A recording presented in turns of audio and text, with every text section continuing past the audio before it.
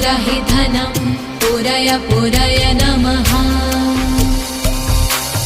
ॐ ह्रीं श्रीं क्लीं श्रीं कुबेराय अष्टलक्ष्मी मम ग्रहे धनं पुरय पुरय नमः।